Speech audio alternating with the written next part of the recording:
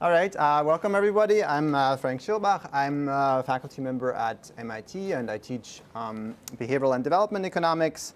In particular, I'm interested in issues related to poverty, in particular psychological issues, which I'll mostly tell you about next time on Wednesday when we talk about financial strains, people worrying about money, when we talk about sleep deprivation, and in particular mental health. Today we're going to talk about behavioral development economics as sort of like a field overall, and I'm trying to give you a broad overview.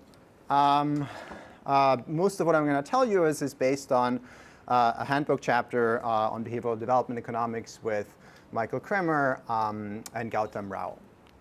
So what's the plan? I'll give you a broad overview and we kind of discuss a little bit what is behavioral development economics, a little bit of the history and how to think about this and some caveats. Then we talk about sort of one framework, one broad overview on how to think about a lot of issues related to behavioral economics and development economics, which I'll call the Euler equation puzzle. And then we're going to apply this to one specific topic, which is health, which you'll later in the course talk much more about anyway. And then time permitting, I'll also tell you a little more about time preferences and demand for commitment in part based on some work that I have done on that topic. And then on Wednesday, we talk about the psychology of poverty, in particular sort of the idea of the potential of psychological poverty traps. I know you have talked about poverty traps more broadly with Esther last week. And then we talk about sort of three different topics that I have worked on. One is financial strain, which is the idea that people think a lot about money. Money is very much on people's minds and affects people's decisions, choices, and their productivity.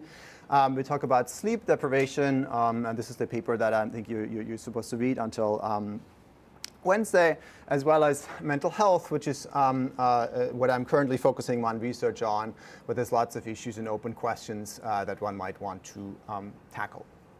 Okay, before I get started, any questions? Okay, perfect. So when thinking about behavioral development economics, it's useful to take a somewhat broader historical perspective on development economics to try and understand where we sort of came from. And so, if you go back decades, when you think about sort of historical views of development in different fields, in sociology, but also in economics, there was this view in development that people were thought to be very different before and after the event of modernity.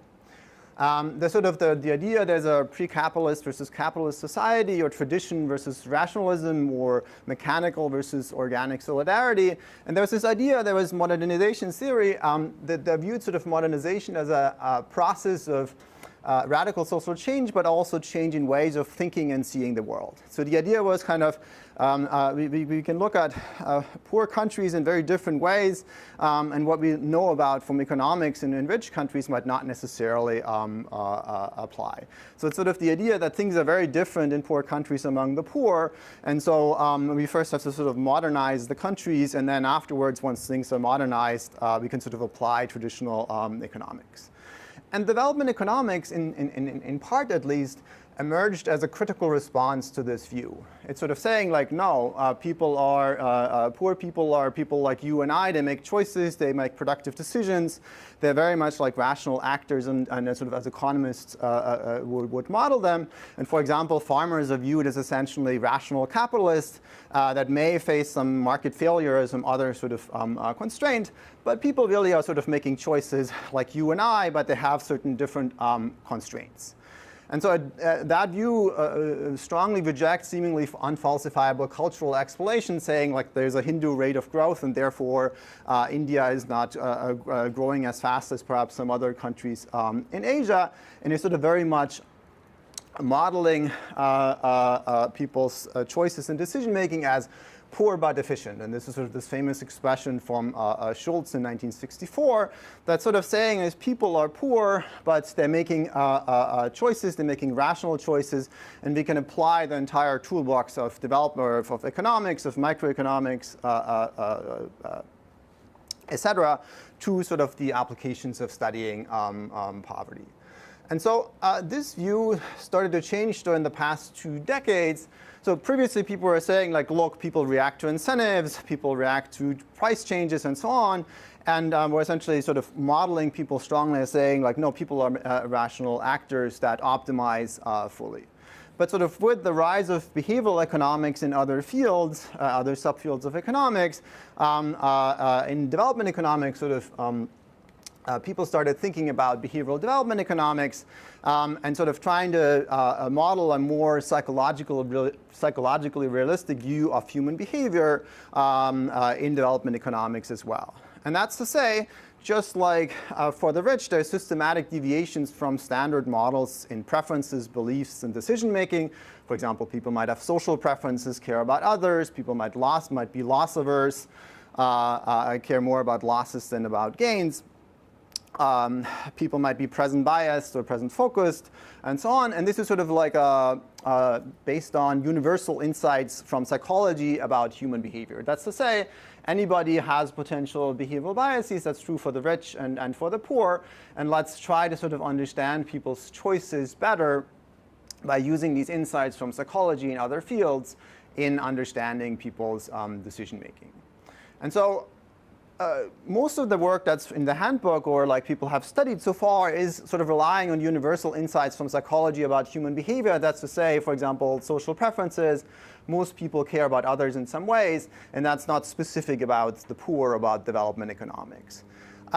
Recently, there's been somewhat more increasing attention to differences in psychology across cultures and across the rich and poor. And that's what I'm going to talk about with you on Wednesday, which is about poverty might affect people's decision-making in ways that is specific to poverty. There could be treatment effects of poverty specifically. And then, more recently is also interactions between behavioral biases with institutions or markets specifically to developing economies. You might say, well, everybody has similar behavioral biases, but if people are credit constraints or if people have other constraints or less sort of guidance from institutions in their decision making, then some of these behavioral biases might be more pronounced. Let me stop here for a second. Are there any questions so far? Okay. So then before I sort of get into the specific material, let me sort of give you a few caveats and sort of common critiques of behavioral development economics, so up front, and sort of some responses to that. So one broad feature of behavioral economics more broadly is we're not trying to sort of say economics is stupid and doesn't sort of have any applicability or like the models are wrong. Instead, what behavioral economics and behavioral development economics is trying to do is trying to attempt to augment and improve rather than sort of replace existing models. That's to say, let's take some of the assumptions that people make in neoclassical economic models and then try to say, well, can we improve the models or the predictability of our models and perhaps resulting policies by improving some of the underlying assumptions and trying to make them more realistic. But that's to say, prices still matter, incentives still matter, et cetera. Everything from economics applies, but perhaps your utility function looks slightly different, or people might have biased beliefs. Behavioral development economics is also very much not denying the importance of institutions for development. In fact, you might say institutions are even more important. If people make potentially biased choices in various ways, well, then there's perhaps more of a role for institutions to try and improve people's choices. As I said, it's not sort of to say that real incentives and constraints don't matter. So it's not like anything goes and people are just irrational. No, there's a lot of structure and a lot of sort of thought about carefully modeling people's behavior with a lot of discipline. Now, and number 4, and this is particularly important for the next lecture on Wednesday, nobody's trying to blame the poor for their poverty, for like sort of perhaps making mistakes or other sort of choices that might be suboptimal in some ways. In part because, usually, as I said, we're typically studying universal psychological factors, so that apply to anybody. And second, behavioral biases or in particular differences in people's utility function are not blameworthy in any way. It's sort of to say people might have reference-dependent preferences, and that's just what their utility function looks like in any way. And then, of course, there is the idea that poverty itself might cause some of potentially suboptimal choices, again, which we'll talk about on Wednesday. then you might say, well, isn't that very paternalistic? Are we trying to sort of tell people, and in particular the poor, what to do or not to do? And I think there is some truth to that critique in some ways. And they're saying, like, well, once you take a stance and say, well, people are making mistakes in their choices, people are often then sort of engaging in potentially paternalistic policies. The best of behavioral economics tends to have what's called libertarian paternalism, is trying to essentially design policies, for example, defaults or other types of choices where you help people who have behavioral biases while not sort of interfering with other freedom of choice overall. So if I set a default in certain ways and say if you don't do anything, you get into the right insurance plan that's best for everybody on average, then if you still want to opt out of it, then you can do that. So that's kind of like the best of perhaps what's called sort of libertarian paternalism. And then, in fact, it's not sort of to say that everything that's in lab experiment, found in lab experiments is going to be important. There's some examples which are sort of discussed in the handbook chapter where like some lab experimental evidence, in fact, does not seem relevant in the real world. And so there's some examples of that as well. OK, with that said, let me give you sort of a brief overview before we then talk about the Euler puzzle. So what are the topics that behavioral economists or behavioral development economists have studied?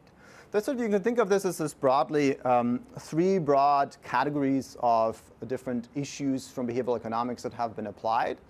One is non-standard preferences. We're going to talk about this in a second, which is to say people might have a different utility function from sort of the typical neoclassical model. People might have different time preferences. People have different risk preferences or social preferences. Second, people's beliefs might be biased in certain ways. There might be people have trouble engaging in Bayesian learning. Bayesian learning is really hard, and figuring this out exactly is hard to do. People might be naive about their future behavior. They might be more optimistic about their own abilities. They might be more optimistic about overcoming present bias in the future, or about how good they are, for example, at dealing with temptation in the future. They might also have what's called motivated reasoning. They might sort of want to think that they're better than they actually are. They might want to think that they're healthier than they actually are because they derive utility from that. And that leads to systematically overconfident beliefs. And finally, there's non-standard decision making, which is people might have limited attention or memory or mental accounting or default effects. You can think of this as anything that doesn't fit into 1 and 2 about preferences and beliefs. Even if you understand people's preferences and beliefs, people might still sort of, for example, just not pay attention to certain options, or they might sort of react strongly to like framing or default effects that can't really necessarily be explained by differences in preferences and beliefs. Now, what makes behavioral development particularly exciting? Well, I think there's sort of different features of different fields that come together. On the one hand, there's development economics, which of course you all are studying, which is the experimental approach to tackling high stakes and policy relevant questions in field settings. So that's sort of still maintained. But then there's sort of influence from experimental economics, which has very careful procedures and methods in controlled lab settings to focus on mechanisms, to measure beliefs, preferences, and so on very carefully, to test sort of specific theories about how people make choices. And usually that's in pretty somewhat contrived settings and experimental lab settings that you can't really necessarily replicate in the field. But sort of behavioral development economics tries to use at least part of this and transport it into like field settings. I think there's always going to be some compromise, because at the end of the day, if you do a field experiment somewhere in rural India, it's not going to be as cleanly controlled as you did if you do like a lab experiment here at MIT or any other place. But sort of the idea of like carefully controlling the environment and people's choices and measuring beliefs, preferences, et cetera, is sort of a pretty strong idea in behavioral development economics. And then third, there are lots of ideas from psychology, other fields, for example, psychiatry, sleep medicine, et cetera, that you can essentially use in arbitrage in some ways. That's to say, there's lots of interesting things that other fields have studied that you might want to bring into development economics, and usually there's sort of many of them are related to psychology. There's also like more recently work on sociology or anthropology, etc. And there's essentially lots of ideas or novel concepts where you can write models about it, you can test these models, and so on. So there's lots of space for creativity and novel ideas or insights. And these insights then can be applied to lots of different topics in development economics. So here's sort of a broad overview of this handbook chapter, and it's very long, so we didn't require you to read it. But if you're interested in any of the topics, hopefully you can sort of pick and choose what you're most interested in. And so it's essentially organized by canonical topics of development economics, as you kind of will go through mostly in your class with Esther and Ben. Of course, not everything, but most of it. And so you can think of this as like using insights from behavioral economics and applying them to each of the topics in development economics. So we're going to talk about sort of the conceptual framework in a second, but then sort of the topics to apply these insights to health or health behavior, savings, risk insurance, technology adoption, and labor markets, as well as behavioral firms. And then there's like two broad other topics which are sort of like don't fit quite into this. One is about social preferences, culture, and development. This is sort of the type of work that Nathan Nunn and Ben Enke and other people at Harvard are working on. And the psychology of poverty, which I'm going to tell you about on Wednesday. Let me stop for a second before I get started. Any questions? OK. Right. OK. So the starting point of all of this is that there are high returns to capital in many contexts. And so Esther and Abhijit have a very nice handbook chapter in the Handbook of Economic Growth that sort of talks about different pieces of evidence. There's borrowing at high rates. People have borrow at 70 to 100% annual rates and more in many settings. There's also some evidence, for example, from Chennai, where there's small-scale fruit vendors in Chennai who borrow at daily rates of about 5%. So what they do is they have about 1,000 rupees of goods and fruits and vegetables that they're trying to sell on any day. They, in the morning, borrow these 1,000 rupees, and then in the evening, they pay back 50 rupees of that, which is 5% daily. And they do that every day. And so that's like an extremely high interest rate, which sort of suggests that, well, if you're doing that, you must have really high returns to capital. On the flip side, there's high returns to small business grants. So there's randomized control trials where people are randomly given some money versus not. There's high returns to inventories. There's some work by Michael Kremer and co-authors on that. There's also predictable large increases in prices between seasons. So there's these fluctuations of prices where you say if you just had a lot of money and perhaps storage capacities, then you could arbitrage essentially and make quite a bit of money. And Lauren Bergquist, who's visiting us this semester, and Marshall Burke and others have a very nice paper that sort of discusses this issue. Now, you might say, OK, that's great, but what does this have to do with behavioral economics? Well, thinking about the Euler equation is quite helpful in some sense to say, OK, what does the neoclassical model have to say about explaining high returns to capital? So what is the Euler equation? I've talked a lot, so I'd like to hear from you.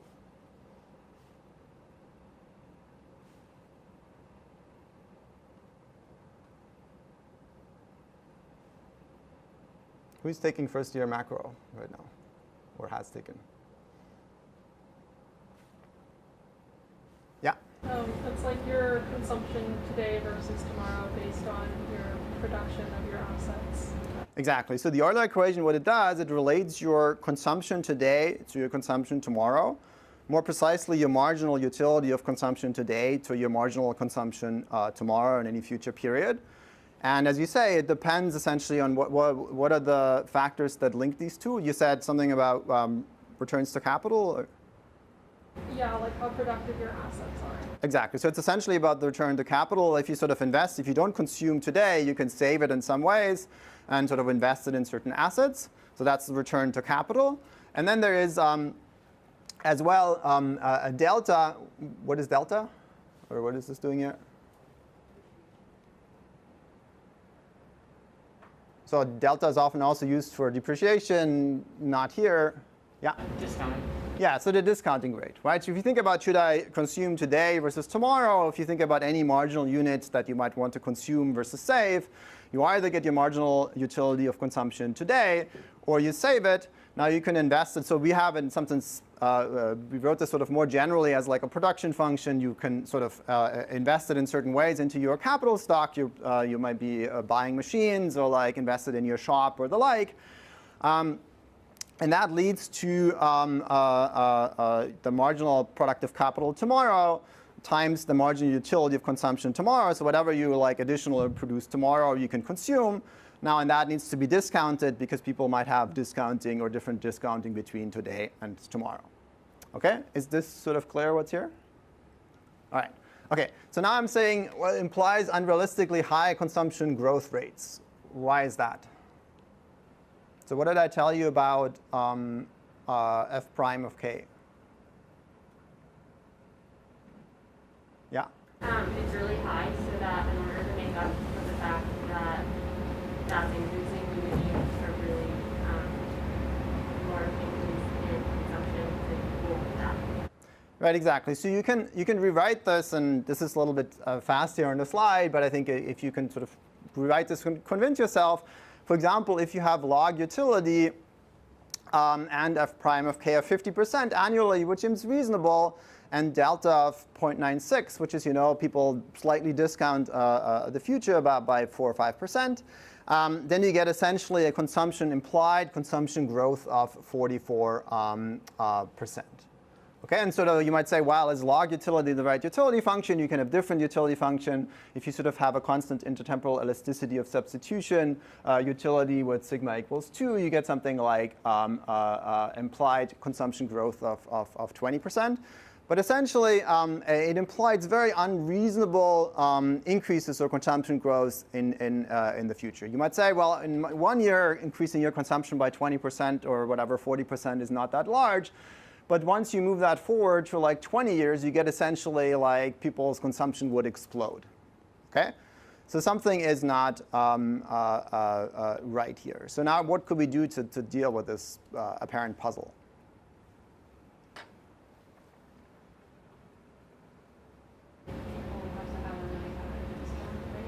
Yeah, so I gave you like a discount rate of 0.96, but you might say, well, why 0.96? That's not the right one. That's right, and that's one solution. And what else could be done, or what else could we try and fix or change? Yeah. More inventions?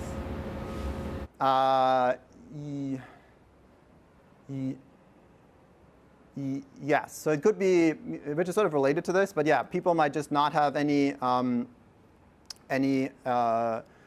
money, but in some sense your Euler equation still needs to hold at the end of the day. But I'll get back to borrowing constraints in a bit. What about the f prime of k? How can we get that down, perhaps?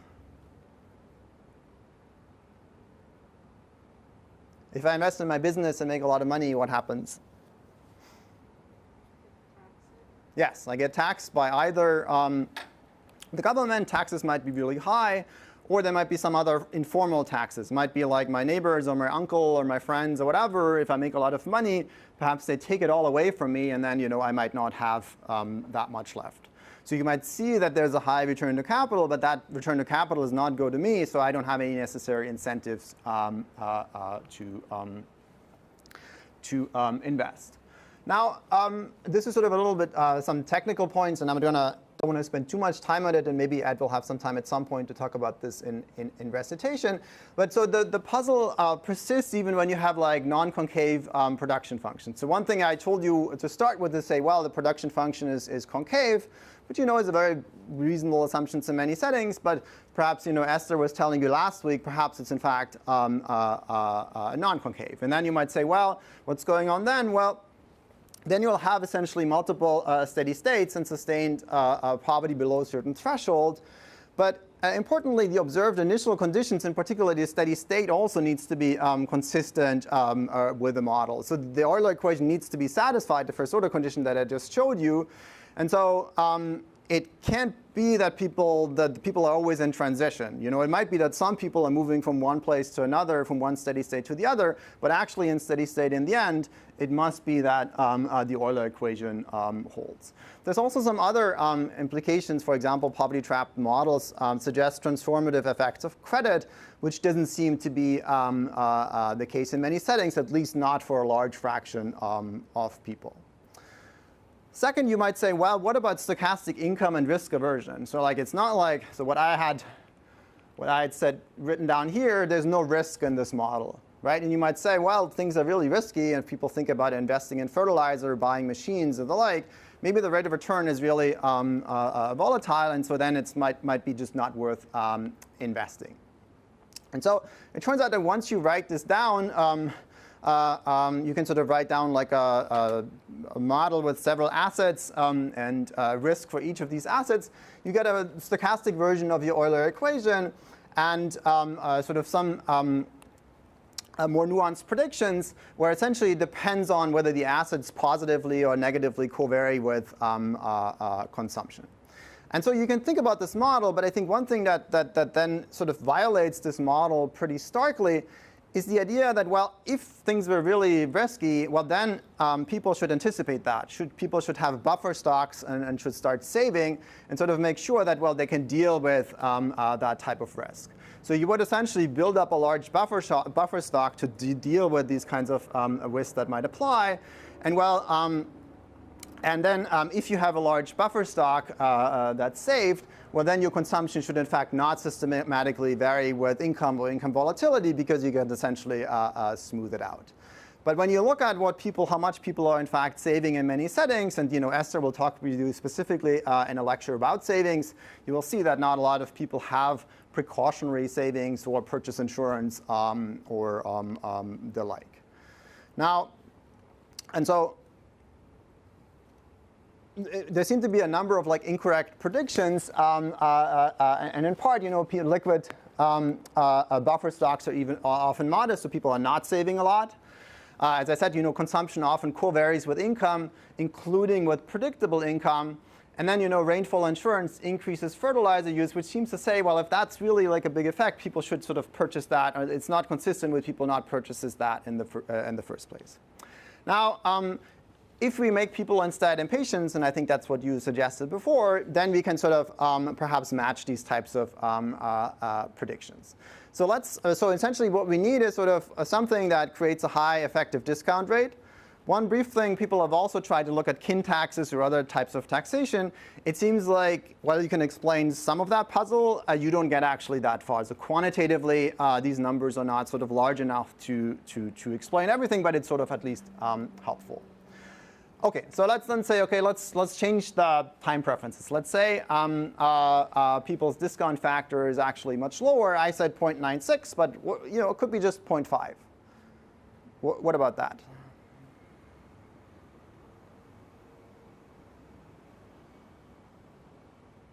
Now, if we go back to our Euler equation, we say, put in delta equals 0.5, problem solved. Thank you very much.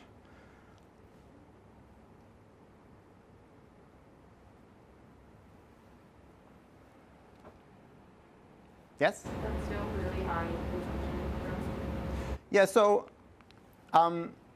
what you'll get essentially is you can essentially then, so what that implies is, so you might say, well, today versus next year, maybe 50% is sort of fine. And in some cases, that's warranted if you have a really high return. But if you sort of take that model seriously and say, what about in 10 years from now? What about in 20 years from now? What you get is essentially, if you sort of iterate this forward, is to say, you would be willing to give up $1 today for $1 billion in 30 years. And that's just clearly implausible or counterfactual. So no one would own land or get an education or brush their teeth for that matter. It's just like nobody would sort of invest in anything that's happening in the future. So essentially, what this sort of tells us, and this is, I think, a key point about behavioral economics, you can't just sort of like fix one parameter and say, look, here's some behavior that we can fix in isolation and say, OK, now we're sort of done. One has to sort of have like a systematic and sort of structured or disciplined approach to say, well, can we actually sort of match several facts in the data? Does this seem to be broadly the right model overall? And so now, an alternative hypothesis that people have studied quite a bit is present bias, or present focus, as people have called it, which essentially is the idea that you can separate the discount rate between today and tomorrow, or today and next year, from the long-run discount rate in the future. Okay, that's to say, like, I might be really a patient between 10 years from now and 11 years from now, but I might be really impatient when it comes to today versus tomorrow, or today versus next week. And this is essentially what people have called, or called quasi-hyperbolic discounting. You can sort of see here how in exponential discounting, this is the pink, or whatever color that is, a line here. You can see essentially that the exponential discounting function, it's very hard to create impatience in the short run and patience in the long run, because the function just does not have enough curvature. Instead, what present bias or quasi-hyperbolic discounting does, so instead of having essentially delta being the short-term discount factor and the long-term discount factor, what quasi-hyperbolic discounting does is to say, well, let's add another parameter, which is beta, and beta is the short-term discount factor, and then delta is the long-term discount factor. So essentially trying to separate short-term and long-term discounting, and beta then is measuring people's present bias. Any questions on this?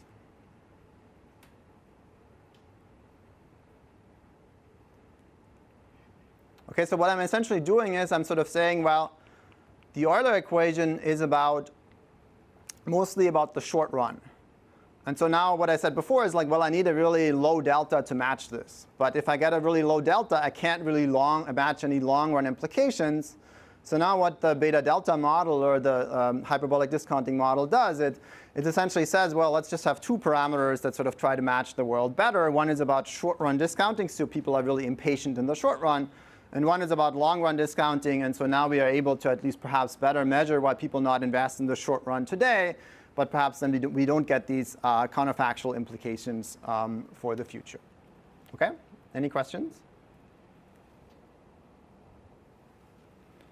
So, okay. Now, and that, in fact, helps us address quite a few of these sort of puzzles. Present focus agents will rapidly spend down liquid assets, becoming effectively liquidity constraints. So that's to say, liquidity constraints are in some ways like an equilibrium outcome, or it's like are endogenous in a sense. It's not they fall from the sky. Of course, sometimes they're shocks, but people can of course affect how much liquidity they have. And in fact, liquidity constraints are very much like a sign of present bias, or of essentially present focus preferences. And so the result is people will be liquidity constrained, and then might not be able, precisely because of liquidity constraints, to make higher return investments. Now, then people, at the same time, they might build up a stock of illiquid assets that's paying off in the distant future to essentially sort of constrain themselves from spending it down. So there's some interesting work on, for example, cows. Why do people hold cows as opposed to other types of assets? Well, it's perhaps because they're indivisible and illiquid in some ways, at least. Then they will leave high rates of return investments on the table if they're essentially effectively liquidity constraints. If you don't have any money and I offer you a high return investment that you might be able to engage in, like say fertilizer, well, you can't do that if you don't have money, and then you might leave out sort of high returns to capital. And then you also might not be able to smooth consumption, as consumption will move with income shocks, even with predictable income variation. Now, one key parameter here is then the sophistication of present bias actors that will determine the degree of procrastination and demand for commitment devices, which I'll talk about in a bit. So the model is kind of, it looks like we can explain a lot of stuff, and we can sort of, in some ways, help explain the Euler equation puzzle. It turns out that's actually somewhat more complicated in many settings. Okay, but is the intuition clear how present bias might help with dealing with the overall Euler equation puzzle? Any questions? All right. So now, another approach, and one thing I've done now so far is to say, well, what about discounting, or discounting might be different. Another approach might be to say, well, there might be other things in people's utility function that's different. For example, loss aversion. Well, how might loss aversion help? Well, loss aversion is the idea that people care more about losses than they care about gains. Okay, and so if I think about like investing in capital or investing in certain assets, what I need to do is I need to take some money today and I get some gains potentially in the future, but I might also get some losses. And so if I'm loss averse, I don't want to invest today because I actually have to give up some money today, and there's sort of potentially some losses in income or consumption in the present. But also in the future, if there's risk, that might sort of amplify the effect that risk has on people's choices. But I might be really worried about a bad harvest. I might be really worried about other bad shocks in the future, because that might imply not only is my general consumption going down, but perhaps the investment in fertilizer is also going down, and then really my consumption in the future is going down, plus my consumption in the present. And I might put, if I'm loss averse, I might put a lot of weight on that. So there's some interesting work, partially on lab experiments and lab evidence. People have been trying to take some of that into the field, including Michael Kremer and co-authors, as well as Kevin Carney and others. So trying to understand, is it the case that people are not investing in certain assets if people are loss averse? And then, that has some implications. For example, perhaps you can provide insurance or other types of ways of helping people mitigate mitigate shocks, and that might lead to at least partially closing this gap. Now, okay, so that's sort of a broad overview of the topics of sort of the broad puzzle as a whole.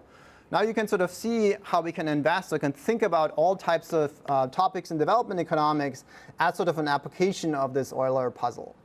You might say health behavior or health investments could be really high investments in people's future. These are high return investments because, if you fall sick, you might have a large income losses and the like, which you really would like to avoid.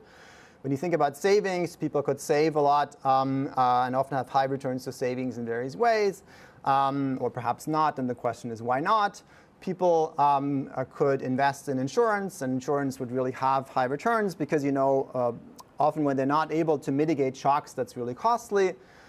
In particular, technology adoption, which surely we'll talk about, why are people not investing in fertilizer? Why are people not investing in other types of technologies? Does this have to do with whether people are present biased? Does it have to do with people are loss averse or the like? Now, then there's other types of explanations, which I'll talk about a little bit when it comes to health, which is beliefs. Maybe people don't know that the returns are high, or people might have trouble learning from their neighbors or the like. But broadly, I think the idea that there's high return investments that you could take advantage of, and people are not doing that as much as we perhaps would like them to, or that would perhaps be good for them, trying to understand this apparent decision of like, here are high returns, should you invest or not, and why, if not, why are people, if it looks like people should be investing and people are not doing it, why is that, or what can we do to help understand these issues? And that's not to say that people are making mistakes per se. It may well be that their preferences look in certain ways, that it's very reasonable not to invest if you're loss averse, because you're just worried that if you incur losses, that's really costly for you. So we're trying to sort of just better understand, and then based on that improved understanding, trying to see, can we improve policies to try to understand people's decisions. Any questions or comments? Yeah? I'm wondering if there could be another explanation for people spending down their liquid assets. So maybe it's not beta delta preferences, maybe it's the fact that they need to eat 2 times a day. So it's non-hormonal preferences. So in the short run, they can't really hold money because they have very less money and they need to eat. Yeah, so why is it that people are not holding assets? Why are people not savings? And Esther will talk about savings, I think, in a few lectures. And so one important issue is that even if you're very poor, the Euler equation should still hold. What is that saying? Well, that's saying, like, even if you're very poor, you should think about, well, should I eat today versus should I eat tomorrow? Now, you might say, well, people are like having so little money that they're not able to even save anything. But in particular, actually, the paper by Carline Muller-Nathan and Roth is sort of making these calculations for fruit vendors that say, well, if you are paying 5% of your inventory as a rate of, like if you're paying 50 rupees every day as interest, that implies essentially that your rate of return of any additional savings, if it's just 1 rupee every day, would be extremely high. So it's something that you still have to trade off today versus tomorrow.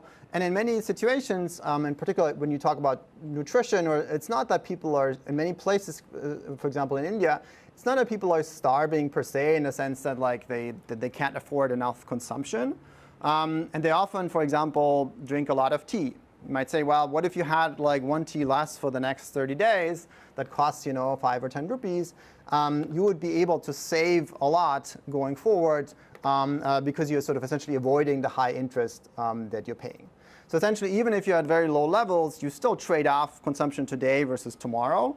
And even very small amounts, especially for divisible investments, you should be able to make. And then if the rate of return is really high, you would be able to sort of increase your consumption quickly over time. The same is true, for example, for fertilizer. Fertilizer is divisible, so fertilizer doesn't really fit sort of the poverty trap model. So you should be able to invest very small amounts and then sort of increasingly increase your consumption and sort of output over time. Any other questions? OK, so then let's talk about one such application.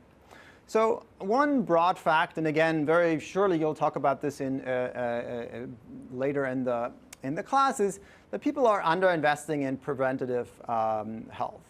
And so you can think of this as a really high return investment opportunity because if your kids get sick, if you don't invest in, say, deworming, if you yourself get sick, you forgo a lot of income, and sort of that's a very high return investment. For example, Michael Kremer and co-authors have shown that the rate of return on deworming children is extremely high. But for many types of preventative investments, vaccinations, deworming, bed nets, water treatments, hypertension, et cetera, we sort of observe relatively low rates of investments. And there's different types of stylized facts that we have seen. They have low willingness to pay for preventative health. There's high expenditures for treatment of acute conditions. So it's not the case that people spend nothing on health or can't afford any of that. But it's to say people spend a lot on acute conditions, but much less on prevention of those. And in part because people spend so much on acute conditions, there would be a really high return of like prevention because you could perhaps avoid some of these acute conditions. And then third, there's a high sensitivity of health investments to price and convenience. So if you just change the prices a little bit, people's investments seem to change quite a lot. And sort of here's from a recent also handbook chapter by Pascaline Dupin and Ted Miguel, sort of an overview where you see people's demand for different health investments at different prices. And what you see is the fraction of people who demand these investments at positive prices tends to be often quite low compared to what you think should given the returns. And second, the price sensitivity seems to be high, as in like the slopes are very steep. So once you go from like say 50 cents to $1 to $2, the investments tend to fall a lot. Okay? Yeah. Of those stylized facts, how unique are they to developing countries? Because all 3 points seem to be like also appropriate for the United States. Yeah, that's a great question. And so the question is this specific to developing countries, or is it to anywhere else in the world? And I think that's an important general question about, and I maybe should have started with that in some ways, to say that's precisely what I was trying to say earlier about we're trying to study universal sort of factors or psychological factors that affect people's behavior. They might be more pronounced in certain ways in poor settings. For example, if you don't have, like, say, health insurance or other types of medical treatments that are free for you, then maybe your individual choices become more important. I think you're exactly right that people have low willingness to pay for preventative health in many settings. People often spend a lot on acute conditions. The sensitivity of health investments of price and convenience might be more specific to poor settings. But it's a very good point. It's by no means are we trying to say that this is only the case, this is unique to, say, poor settings, but rather we're trying to say that this is an important issue that we observe that might also be true, and in this case it's the case, that might also be true in rich settings, but sort of using sort of then insights from, say, behavioral economics might be able to help with that. Does that make sense? Yeah? This, I think, applies both here and then also to the, just generally our conversation about the other. How do you separate a present bias story for, say, this type of health thing where I'm just not, I discount the future too much from a story where I don't have much information about the future. So I'm thinking for like eating unhealthily, maybe I just don't, because everyone around me is young. I don't know how bad diabetes might be, so I continue to eat my cookies. Yeah, that's a great question. So the question is, how do we separate preferences from information, right? It might well be that you observe these types of choices. It looks like people don't care about the future, but in reality, it might just be that people don't know that the returns are really high, and therefore they don't invest. But if you only told them, they would invest. And I'll actually get back to that in a second. That's, in some ways, I think that's partially, I think, where the literature in part is going. Many people have sort of studied to start with preference-based explanations and sort of studied less beliefs. But I think people more and more are increasingly interested in beliefs. Bear with me for a couple of slides, and I'll get to this. So overall, here I'm sort of saying, or by the information in part, many people do. So one answer to your question is many people may say that they believe in maybe a biomedical explanation. So it's not clear that people necessarily think that, like, say, deworming or bed nets or the like don't work. But I'll get back to that in a second. Now you might say, well, there might be sort of some. So there's one more thing that I need to say is to say that small and time-limited incentives for vaccination or other types of incentives for, say, collecting HIV tests can lead to large changes in behavior. So not only is it the case that like people are price sensitive, if you vary prices at sort of regular rates and give some discounts, people are price sensitive, but it's also like once you provide incentives, when you say, okay, I'll give you a bag of lentils for vaccination, people react a lot to those types of incentives. Now, you might say, well, is there sort of a knife-edge balance between costs and benefits of prevention? Maybe people are just all really indifferent. Could be like, lots of people are indifferent at the specific price. That seems unlikely because there's lots of variation across people, and that seems to be quite unlikely that's the case for everybody at the same time. So now you might say, well, maybe present bias can help. And so this is the traditional sort of preference-based explanation. Maybe we make some progress with that. And there's sort of two ways in which present bias might generate underinvestment. One might be procrastination. This is to say, oh, I'm going to go to the doctor next week. I'm going to go to the dentist next year, and so on and so forth. And then next year comes, and you never actually do it. The second explanation might be, and this is what we discussed before, which is liquidity constraints, which is to say, I just don't have any money right now, and I can't invest right now. And the reason for that is because I was present biased yesterday or 2 days ago and I spent too much money on other things. And now I can't invest. And that also explains potentially the high price sensitivity, right? If you give it to me for free, yes, sure, I'm going to do it. But once you charge me some money, I might not be able to do it because I just don't have any money available. OK, so then it turns out so on the one hand, we can explain quite a few things. So present bias and procrastination can explain essentially there's immediate utility cost of many different investments.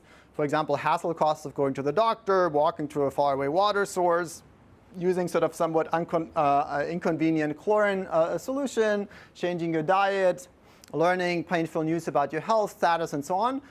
All of these kinds of investment have some immediate costs, right? You have to sort of like invest in it in some ways and sort of incur some costs in the short run that leads to potential benefits in the future. Now you might say, well, then people might just procrastinate. Notice that actually already requires some assumption about people's beliefs. That is to say, not only do I have to say next year I'm going to go to the doctor, but I also need to sort of think that I'm actually going to, so if I'm fully sophisticated and I know that next year I'm also going to procrastinate, models have a hard time explaining sustained procrastination. That is to say, I cannot just fool myself if I'm sophisticated, if I have like rational expectations, I cannot just fool myself every period and say next time I'm going to do it.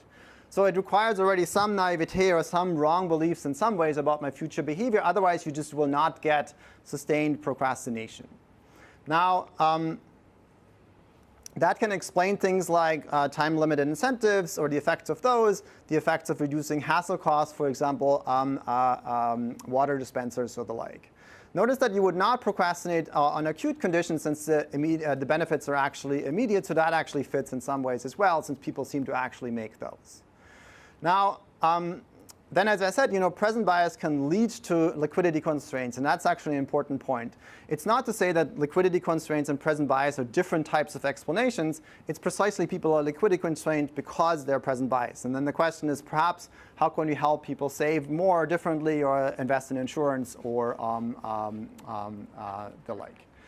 Now, one thing I want to point out is that these present bias explanations also have lots of limits. So it's not like you can actually explain that much, and this is what the question that was just came up was about as well, which is to say, you might be able to explain certain behaviors where there's no deadline.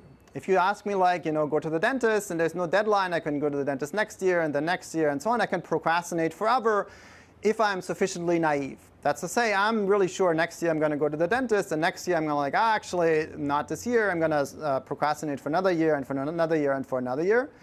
You can get really large welfare losses potentially if there's no deadline or no sort of like fixed point where I say, okay, Frank, today you go to the dentist or never again in your life. Even if I'm present bias, I would probably go to the dentist because I know that the costs of not doing it are very large. But if I can fool myself every year to sort of say I'm going to do it in the future, that might lead to large welfare losses. On the other hand, when you see sort of one-shot investments with deadlines, if you say, today you're going to vaccinate your kid or never again, present bias does actually not explain very much. It doesn't have a lot of bite. Why is this? Well, present bias, usually people think that people's present bias is about 0.7 or 0.6 or the like, which is to say I discount everything that's in the future by about 30, 40%. But if I have a rate of return of, say, 500% or something on like investing in my children, then present bias doesn't get you very far. It's just not large enough to create large welfare losses. So it would need to be something that's essentially, there can't be deadlines, and it needs to be something where people are naive. In some ways, people have wrong beliefs about their future behavior. So I think that's quite important to understand that, well, it's tempting to say, well, present bias sort of helps us solve the Euler equation puzzle. In some ways, you actually have to be quite sophisticated. The models are complicated, and you have to be very specific to be able to match the data that we see. And it actually matters quite a bit what some of these small details are. Now, next then is like biased beliefs. And I think this is in part where some of the frontier is in sort of behavioral development economics, not only when it comes to health, but also, say, technology adoption or other types of issues, which is to say learning is really hard. Learning about health in particular is really hard. So trying to understand, for example, whether certain medication works, whether you got better if you got therapy or other types of drugs. The reason why that's hard is because lots of health conditions are self-limiting. For example, so I have some work on psychotherapy, and it turns out that, in fact, depression, even if not treated, often remits, or like remission from depression is actually quite high. So if you look at people who are depressed last year, a large fraction in many settings, 50% or more, are actually not depressed anymore, regardless of whether they saw treatment. They might get depressed again in the future, but in fact, remission from these types of condition is in fact quite high. Now, if you have gotten treatment, suppose I went to a therapist and got treatment, and I thought the therapist was great and I get better, well, how do I know whether that was because of the therapist or because it got better anyway and it's just nice to chat with the therapist? It's extremely hard to actually learn this on their own. And that's true for many other conditions. If you think about other health conditions that you might have, you kind of know that there were RCTs or trials that showed that, whatever antibiotics, et cetera, are effective.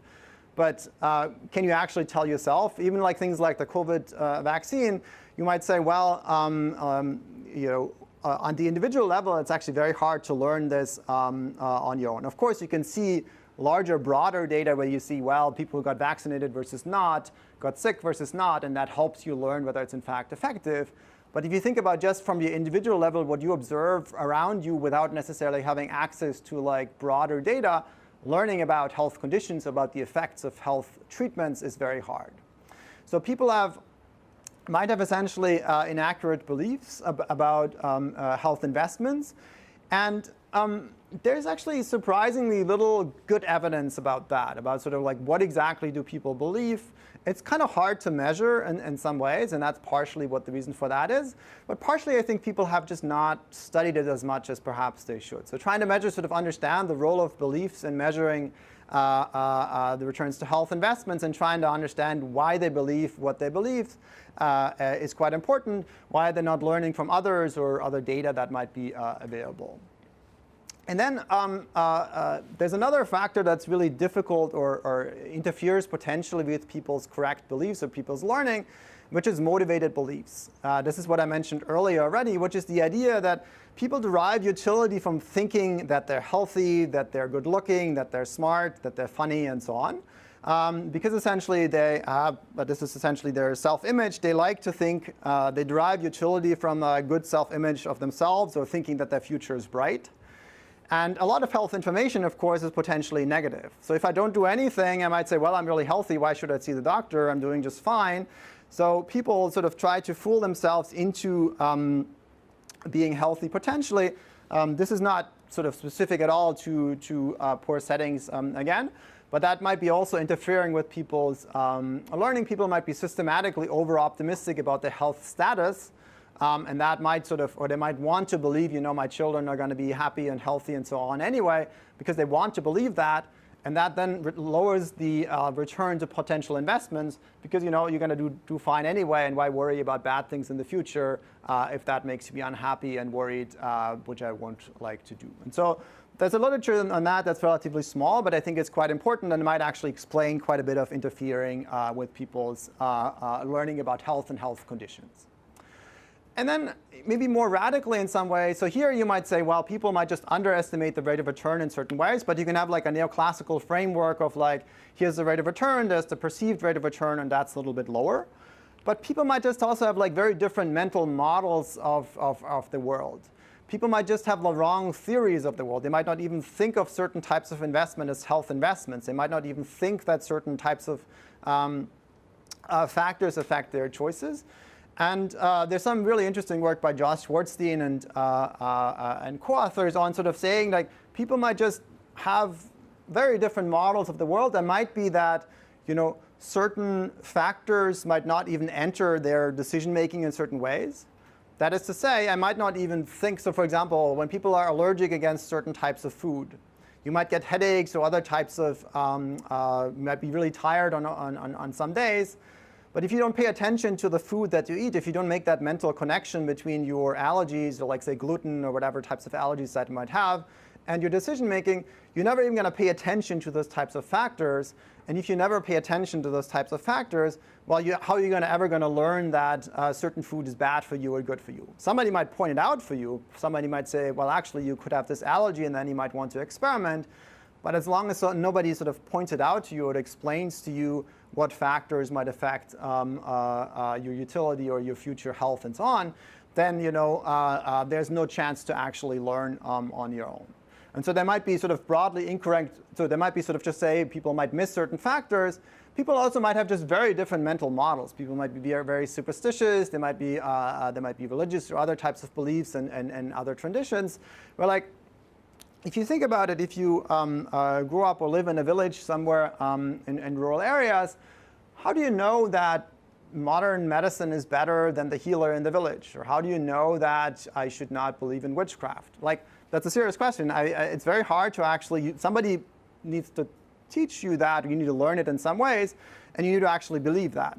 But from, and maybe for, of course for you guys this is clear, you have sort of taken biology, learned about medicine and so on and so forth, but without necessarily being exposed to all of those kinds of scientific studies, it's not obvious what the right model of the world is from a person's perspective, in particular in rural areas with less access to, so say, a good medical or other types of information. And so there's some really interesting work by Navar Ashraf and others on, for example, maternal risk in Zambia and widespread belief about marital infidelity and complications during childbirth. Right? And so there, if you think that this has to do with infidelity, you can see then how people are sort of very hesitant to learn about other things of what's going on because, essentially there's widespread beliefs about other factors, and those are actually very hard to refute in some ways.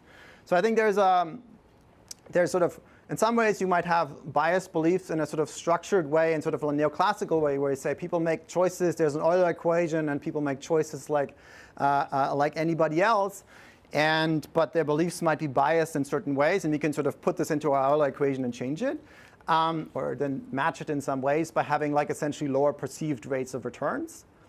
But if people have incorrect mental models, they might make choices just very differently, and the Euler equation in some ways doesn't even apply in some ways, and people make choices in very different ways. That's a sort of more radical deviation, if you want, from neoclassical economics, but I think extremely interesting to study. Okay, questions on this?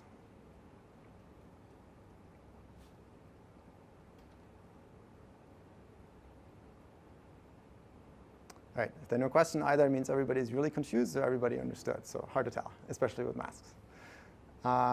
Yes? I was wondering if you see any heterogeneity in terms of people's willingness to pay or how much they're willing to invest, or like if people that are educated in biology or something like this might be. So sorry, can you repeat the first part of your question? If there's any heterogeneity that we see in terms of willingness to pay or people's willingness to invest in their health. In terms of like how much they know about biology or other types of medicine? Yeah, or like I guess even more generally in the data, if we see that most, like everyone is like this, or maybe there's some. Yeah, I think that's a great question. So I think in general, education and health are very much correlated, or like in the U.S. or in any other place, like rich people and educated people are a lot healthier, and there's sort of lots of work in health economics on sort of the health education or health income gradient. But of course, that comes along with, like, being rich or educated comes along with lots of things. It comes along with, like, health insurance. It comes along with, access to doctors. It comes along with peer effects of other people who have access to doctors and talk about, health and so on. I don't know good studies, but I might be the wrong person to ask about sort of specifically isolating the causal effect. What if you taught like a class of, like, say, biology or medicine, et cetera, and what are the returns to doing that? There's lots of information interventions that people have tried to do. I talk about this somewhere in the slides. I think I may have skipped it. Here, information interventions tend to have can have large impacts on health outcomes in some contexts, but not in others. So if you look at sort of this handbook chapter by Pascaline Dupin and Ted Miguel that talks about that, and it's somewhat puzzling overall why that is. And it might have to do with precisely with like differences in backgrounds or differences in the type of information. It might also have to do with motivated beliefs. In some cases, people don't even want to learn because they want to think they're healthy. But if I would sort of start here with that handbook and trying to understand that. But that's kind of like the right thinking, saying like, can we teach people overall, or can people learn about different mental models of, like, say, medicine? You have to think then a lot about trust and about ways of being compelling, because again, if there's a healer in the village and a traditional doctor, it's actually very hard to figure out who is competent and why should you believe the traditional doctor versus not. Okay. So let me then briefly talk a little bit about time preferences and sort of specific measurements. So far we talked about essentially the Euler equation puzzle and sort of some applications to health. Now we talked a lot about time preferences and how time preferences might be able to explain certain phenomena. And now I want to talk a little bit specifically about, well, how do we actually measure this and how we actually make progress on this, and what are some of the limits of this literature overall. As I said, Esther will talk later about savings as well in a later lecture. And she will actually talk about sort of quasi-hyperbolic discounting, but mostly sort of focused on savings behavior, in particular, why do people not save as much as they could, and what does, for example, providing savings accounts to people do, etc. I'm going to talk about something specific, which is about the measurement of time preferences, and then demand for commitment, which I'll talk about in a second. So as it turns out, there's no commonly accepted and easily implementable approach to measuring time preferences, in particular in field settings. So you might say, well, there's different approaches that people have taken. There's sort of broadly 3 approaches. One is, and there's a long literature on this, about offering people choices between monetary payments today or sometimes in the present versus the future, or at different points in time. That's to say, I'm asking you, would you like to have $100 now versus $200 in the future, or like tomorrow and 5 days and 10 days, or next year and so on. And using those choices, I can then sort of like calibrate or elicit what your preferences are, because I can essentially say how much more do you prefer money now versus in the future, and does your impatience vary across time horizon? That is to say, if you're impatient from today versus tomorrow, are you also impatient from a year from now versus a year from now plus 1 day? And then I can sort of try to understand what does your discounting function look like. Now, the issue with that is that, well, choices over money may not reveal time preferences because the marginal propensity to consume does not equal 1. That is to say, if I give you money, you might not use that money to actually consume. You might just save it, or you might just borrow differently, and so on. So what I'm sort of estimating is actually not people's time preferences, but rather sort of something that has to do with the interest rate or people's liquidity constraints. Okay? And there's a long literature on that and people trying to address that. So there's a very nice review by Cohen et al. That sort of discusses that issue. Second, you might give people choices between consumption, for example, between food that you eat at certain points in time, or between drinks or whatever, or between effort at different points in time. Where I say, would you rather do some work right now versus next week? And next week I ask you again, would you like to do work next week and then 2 weeks from now? And I can also ask you today about work next week and then 2 weeks from now. And by looking at your choices over time and how they vary, I can then sort of elicit people's time preferences. Now, that's conceptually the right object to elicit. That's what you want to measure, because that's essentially affecting people's utility right away. There's 2 issues with that, and I've spent a lot of time trying to do this in various settings, including actually in the sleep paper that I think some of you might have read already. And so one issue is that people might change their behavior outside of the experiment. For example, if I ask you, would you like to have food today versus next week, or next week versus 2 weeks from now? Well, once you show up next week in my experiment, you might have eaten already versus not, and that sort of confounds then what I'm trying to estimate. Or if I ask you, would you like to exert effort today versus next week, or in 2 weeks from now, you might also change whatever effort or types of activities you have in the rest of your life as a response to my elicitation. So I have to kind of get you in a setting where I'm closely controlling what you're doing, ideally all day, and then try to sort of measure your choices, and then measure also what you're doing outside of the experiment. And you can see how that's tricky to do. If you have people in the lab for 2 weeks entirely, you could do that pretty easily. But if people go about their lives in field experiments, you cannot spend like 7 hours eliciting time preferences. Then it gets very hard to do. This tends to be like logistically quite challenging, and sort of in many cases relatively hard to do, in part because there's also a lot of comprehension issues. It's kind of hard to do specifically. Now, in addition, people have done self-assessed survey answers. They essentially just ask you, how likely are you to delay gratification on a scale from 1 to 10? Or how willing are you to wait for good things that happen to you in the future?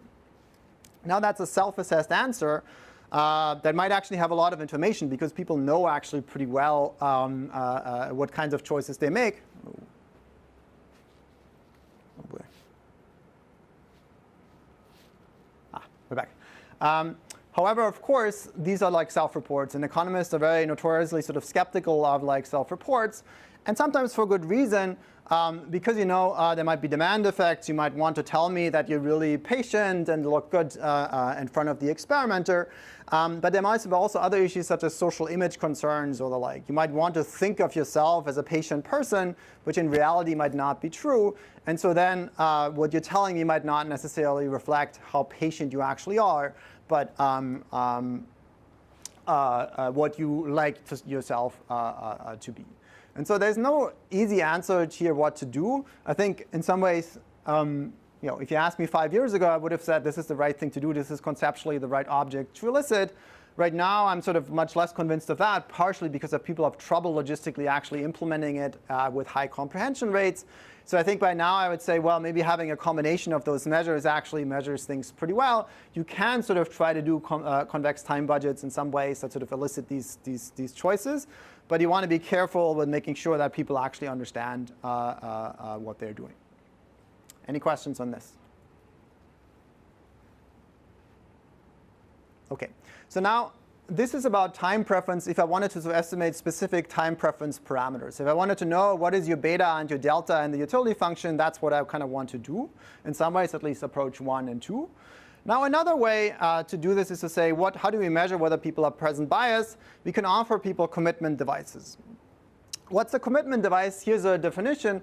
It's an arrangement entered into by an agent who restricts his or her future choice set by making certain choices more expensive, perhaps infinitely more expensive.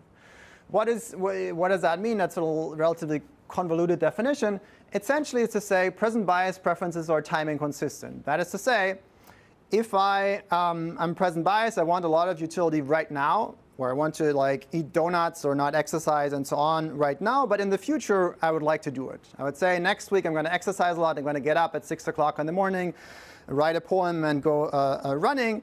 Now, if next week comes at 6 a.m., I might sort of just want to sleep and have no interest in doing so. So my preferences are inconsistent. That's to say my plans change even if nothing else changes. There's no information or the like. And so different selves want different things for themselves in the future. And in particular, people, present bias individuals, want themselves to be more patient in the future. They sort of realize that in the future, sophisticated individuals realize that they're impatient in the future. And they want to sort of then change their prices or restrict their options in the future in an effort to change their future behavior. Like, for example, maybe I want to set myself incentives to engage in certain behaviors because I know I want to set myself incentives to exercise. So I tell somebody else every time I exercise, pay me $10, or I can give that person money. And then I would, with the hope that in the future I'll change my behavior. Notice that requires sophistication. So you kind of need to know that you're present biased in the future. So you need to understand your behaviors well. Let me tell you, yeah. Wouldn't that also require some sort of effort in the present? Say that again? Wouldn't that also require some sort of effort in the present? Effort in the, well, it depends. You could just say, for example, I could tell Ed, next week I'm going to have a draft of this paper, and if not, I'm going to pay $100. Here's my credit card, and you can make some expense for something that I don't want. I don't need to do anything right now. I'm just saying, like, next week, I'm going to work really hard on my paper, and if I don't do it, I'm going to lose $100 to the pro-smoking association or something. And so now there's no effort right now. It's just to say next week, if I don't do it, bad things will happen. If Ed is ruthless and sort of implements, then I might change my future behavior because I know next week I'm going to slack off and not work on my draft. Right? But right now, I don't do anything. So some commitment devices there are different types of commitment devices, but some are essentially just to say, purely you're going to just try to change future prices to affect your behavior. OK. So let me briefly tell you a little bit about this. I know you have like 5 minutes left, so let me briefly tell you about this. So one example about commitment contracts from a paper of mine is about drinking in Chennai. These are rickshaw pullers in Chennai, where a large fraction of low-income men drink daily. They spend high fractions of their income on alcohol. There seem to be severe consequences, at least reported by people for these men and their families in terms of health, in terms of money that's available to them, and so on. And lots of people say they want to drink less. So they sort of say they want to change their future behavior, but everybody drinks a lot, or many people drink a lot in the present. Here's sort of like a fraction of people who are inebriated or drunk during regular work hours during the day. About half of them seem to be inebriated or drunk during regular work hours. And so what I then did is I did a field experiment for 3 weeks with these drivers, where everybody would come to the office between 6 and 10 p.m. I did a short survey and a breathalyzer test, and people were given financial incentives for sobriety for some random subset of individuals. And then I wanted to measure people's demand for commitment. As I said, if you just ask people, most people say, yeah, I would like to drink less. But of course, that's kind of like the the right answer in a sense in terms of like the socially desired answer. So I wanted to have sort of hard evidence on that. So what I then did is like offer people dominated contracts of the following sort. So people were given the choices between either incentives for sobriety. That's to say, every time you show up, you get $1 regardless of how drunk you are. Then there's a breathalyzer test, and anybody who is sober with a blood alcohol content of 0 gets another $1. So 60 rupees is about $1. Okay? So that's just straight up incentives. You get $1 for any time in addition if you are not inebriated, if your blood alcohol content is 0. And option B, this is what you see on the right side, is people get payments regardless of their blood alcohol content. Now they're given 3 choices. These are different rows, row 1, 2, and 3. So the first choice, where people choose between incentives and the outside option of 90 rupees, notice that that is not demand for commitment, because people are, you might choose that option even if you are, even if you just don't want to change your drinking. You might just think it's a good deal. Next week I'm going to drink less. That's not because I want to change my drinking. I just have plans to not drink very much. So now choosing option A is actually a good deal because most of the time I'm going to show up sober anyway. So I'm going to choose option A. But then in particular, option 3 that people were offered is to say you get either these incentives of 60 rupees if you show up and are drunk, 120 rupees if you are sober and show up, or the other option is anytime you show up, you get 150 rupees anyway. Now notice if you choose now option A, that's a dominated contract. That's a contract that's worse in terms of study payments. You're always going to get less money regardless of how drunk you are. Even if you show up sober all the time, you're going to get less money. So now the only reason, that's essentially a commitment contract, the only reason why we would choose this option, option A, is because you want to set yourself incentives to drink less in the future. Okay, and so that's essentially the idea of this experiment, or of like eliciting commitment contract, is to say you reveal people's preferences to change their future prices. Are people willing to give up money in some ways to change their prices and affect their behavior in the future? So let me sort of skip some of this. People have very high demand for these incentives. We look at over there, about 1/3 to half of people are willing to give up substantial amount of money to receive incentives for sobriety. Now, let me sort of skip this. So while that's the case, so now we have sort of shown that people have demand for commitment, where this literature in some ways is that people often then engage in commitment devices. So people demand commitment devices, but then they actually fail. So in my case, in my paper, what happened is that people, in fact, were showing up sober at 6 p.m. or 7 p.m. at the study office. They demanded these commitment contracts. They were actually drinking less during the day, but then they were substituting to drinking more later at nights. So that sort of didn't help either. So as a policy, that's not working. As a proof of concept that self-control seems really important for people's behavior, that's really helpful. But it's not really a useful policy that actually helps people reduce their drinking overall. And sort of similar, I've written down some open research questions, but broadly, there's sort of a notion that many people often demand commitment but then don't follow through. The reason being that they essentially are partially naive in some ways. They sort of think that, well, great, I have some self-control problems. Let me sort of purchase this commitment device. But then they overestimate how useful that commitment device is in the future and then sort of fail and actually are potentially worse off than if they hadn't even purchased a commitment device in the first place. So there's a very nice paper by Liang Bai and co-authors about low demand for commitment devices for health visits in India, where demand for commitment is relatively low overall, but even among people who demand commitment, few people follow through. So whereas this literature, the literature essentially is somewhat inconclusive in a sense to say there's proofs of concept of high demand for commitment in some settings, but in other settings demand for commitment is in fact quite low. So one broad question is, why is that? Where is there so much variation? And more broadly, how can we design commitment contracts, in particular sort of in development sort of policy contexts, that are actually useful and help people improve outcomes? We have sort of shown as a proof of concept that people have self-control problems, but we have shown much less that these are actually useful policies that we can do to improve outcomes. And there's some questions, commitment savings accounts, could those be helpful and the like, but how can we modify these types of contracts to help people improve outcomes. And so that's kind of where this literature is. I think it's a really interesting and exciting literature, but it's a little bit stuck at this point in trying to understand, okay, so beyond showing that people have self-control problems, how do we actually help people do better? And there could be sort of interesting things to do. There's some work on, for example, incentives to sleep, incentives to do therapy, or at least try therapy, incentives for sobriety and other settings that are sort of have more sophisticated measurement devices and the like. And then sort of showing that this is actually a policy in some ways that can help people do better would be the next thing to do. Okay, so then, as I said, the handbook chapter has lots of other exciting topics.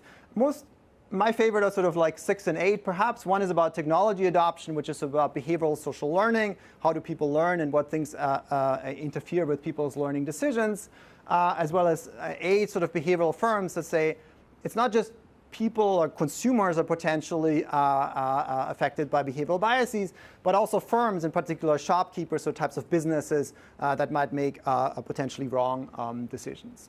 As I said, in the next lecture, we're going to talk about the psychology of poverty, in particular about financial strain, sleep deprivation, and mental health. I'm a little bit over time, so I'm going to stop here. Happy to chat more after lecture or, of course, next time. Thank you so much.